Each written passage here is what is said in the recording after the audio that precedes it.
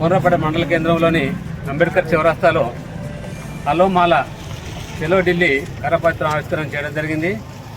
మరి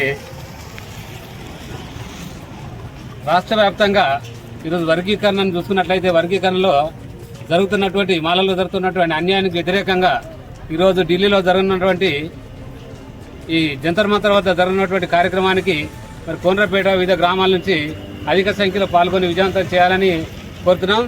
మరి రాష్ట్ర ప్రభుత్వం మరి అత్యుత్సాహంగా ఈ వర్గీకరణ చేసి మరి మాలలకు ఈ రోస్టార్ విధానంలో ఒక్క నౌకరు రాకుండా చేసింది. కాబట్టి ఈ రాష్ట్ర ప్రభుత్వానికి వ్యతిరేకంగా మనకు తీసినటువంటి జీవోను 99 వెంటనే రద్దు చేయాలి, లేకుంటే సవరించాలని రాష్ట్ర